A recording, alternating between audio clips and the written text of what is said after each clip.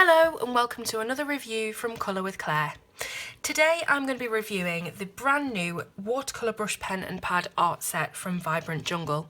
Now Vibrant Jungle is a brand new company. This is the only product that they have at the moment, but they are going to be expanding their colouring and artistic range. But as for the moment, this is their main product. So they are a set of 20 watercolour brush pens. There's also a water brush pen included, and on the back you'll see that they've also included a watercolour pad of paper for you to get started. So physically, really brilliant packaging. This is made so that you can take it out and about. It's incredibly portable. It keeps the pens very still. They're not rattling around. They've each got their own groove, and of course we have the pack itself that is snap closed, so they're not going anywhere. And when we open it up, you can slide all the pens out and they're on their own little tray like this. So the pens all have clear lids so that you can see the colour, and also the colour on the bottom of the pen as well. Now this is the water brush I was talking about. Obviously it's full at the moment, I've been using it, but it does come completely dry. And all you have to do with this is take off the lid, unscrew, and then fill the reservoir with water, and that's ready to use. So probably you've used one of these before, you don't really need me to tell you how to do it, but that's how you use your water brush. So 20 different colours. We've got yellows, we've got a few oranges. A couple of the oranges are really similar. There's a couple of pinks, there's light purple, a dark purple, some greens, some olive tones, which is always great, your blues and brown and a black. So there's only one brown, but there is a darker red, which is sort of a burgundy browny red colour. So good selection to start with, but I have been told that they are going to be adding colours to this selection, so there will probably be a larger pack available soon. So each pen, let's have a look at them. They're all exactly the same in how they look. They have the Vibrant Jungle name and logo, but there's absolutely no colour names or numbers on the pens whatsoever. So when you're charting these, you might want to get a bit of a white sticker and scribble a bit of pen on it so you can see what they look like when you're charting them. They all have a clear lid, as I said, that clicks on really well. You can hear that it's gone down and clicked. But also if you do leave it open like that for a day or two, you can reactivate the pens by just dipping them in a bit of water, give them a good old shake, and they should reactivate.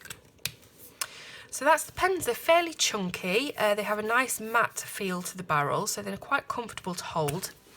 And the brush nib itself is really long and thick, and it's made up of loads of separate fibre strands. So it's not one full brush like you would see on a Tombow pen, for example. It is made up of strands like a paintbrush, so it's a lot easier to colour as if you would when you're painting. So that's what these pens really are for. They're to get you into watercolour painting without all the mess of tubes of paint and brushes and water, etc, etc. So basically liquid watercolour ink inside these pens with a paintbrush style nib to get yourself into painting really while you're doing your colouring. So the pad that comes with these is a 20 sheet 180 GSM pack of paper. It says it's watercolour paper, but it's not like the watercolour paper I'm used to. It doesn't have much of a tooth to it, whereas watercolour paper in my experience is really toothy and rough. This is quite smooth, but the pens do work quite nicely on it, as you'll see in a moment. So you get the pad as well, which is great. That means you can start straight away with whatever you want to do, little sketching or you know, swatching them out, even leaving that piece of card with the swatch inside the case so that you can easily get it out and reference it. So here's a piece of paper from that pad. We're going to swatch all the colours now so you can see what they look like in real. So here we go. So this is the yellow, and as you can see the colour lays down really well. You probably can't tell with this colour, I'll try it on another, but the colour does lay down really thickly, and it's great for when you go in with your water brush and you want to manipulate and manoeuvre that colour around. So here's the next colour. It's a very light sort of sunburst orange colour.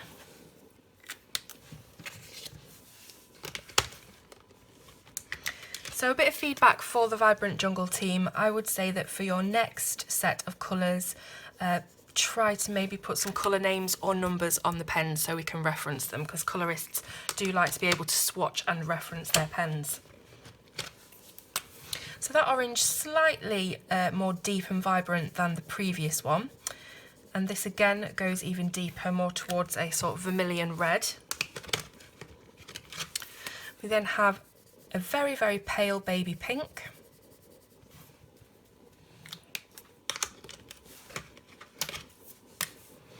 This is a more deeper, more dusky pink.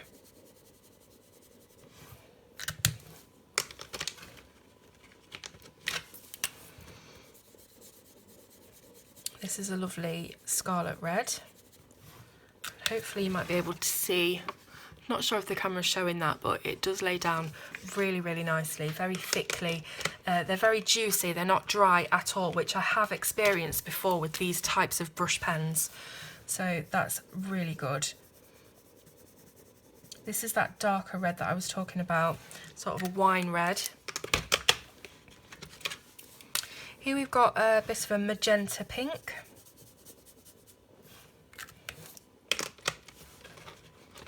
This is that olive green that I was talking about, so it probably could be used as a brown tone because it's more on a brown side than it is on the green side. This is a very light apple green colour.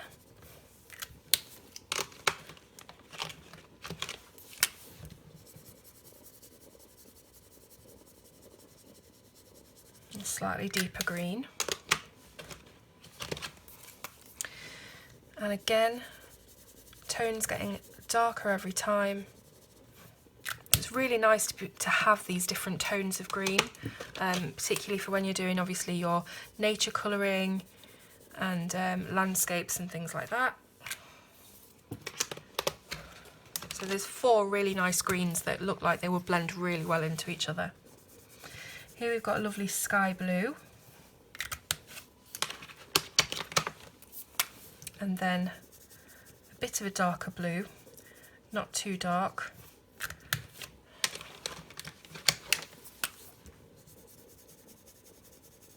And this one's a bit of a purple, a bit of a violet blue, which leads then on to the only purple in the pack.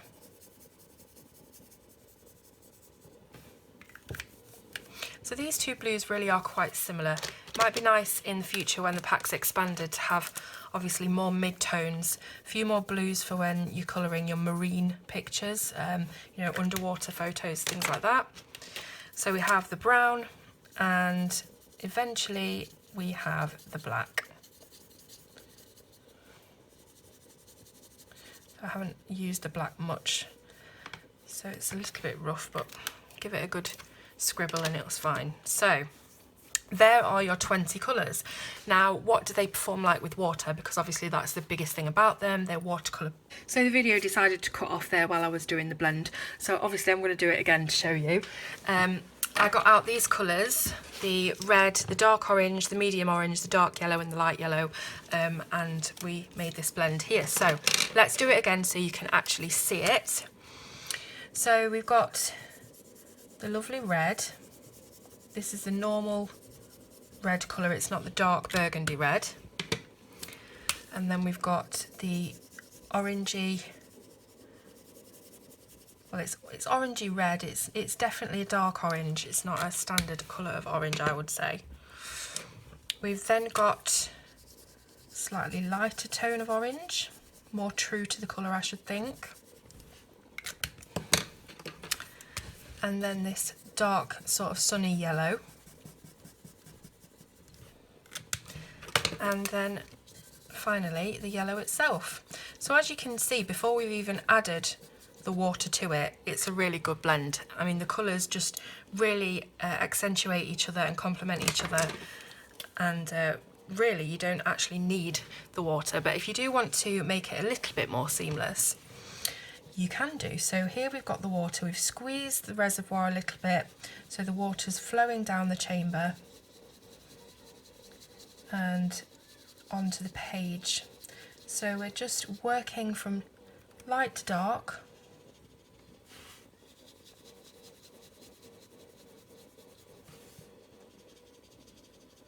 and blending all those tones in together.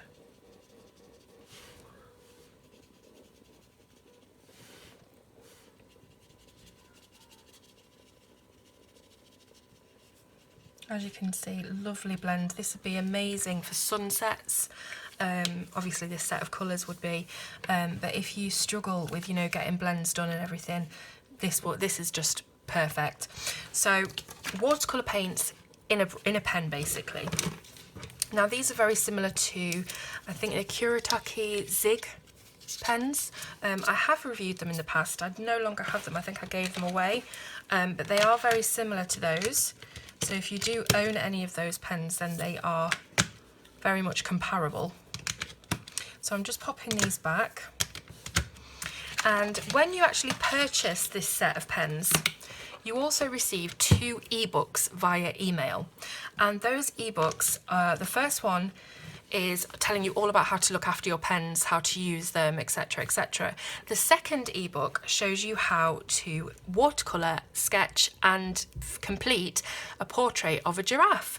So what I'm going to do now is show you me completing the giraffe from start to finish. Now don't forget, I am not an artist, I'm not an illustrator, or I can't draw full stop. So this was just me following the tutorial that I was sent. It's not perfect by any means. It doesn't really look like the finished product. I'll put a side by side so you can see. But you can see me doing it and see what you think of the pens, how they blend together and work as watercolours. So here I am sketching out George in pencil first of all. I'll then go over it with a Spectrum Noir art liner pen, which is a permanent pigment pen, so it won't be affected by any of the water we're going to put on it. Then I'm going to be adding in the colour with the brush pens and softening the edges with the water brush. This paper did seem to take a lot of layers, which is really good. Was a bit concerned about all this brown on there, but I think it turned out okay. Okay, so that was me colouring George the giraffe, colouring, painting, sketching, whatever you want to call it, it's all the same. So here he is, this is the finished piece. Now I did add a few little black lines, went back in with my Spectrum Noir art liner just to tidy up some of the print on the giraffe a little bit.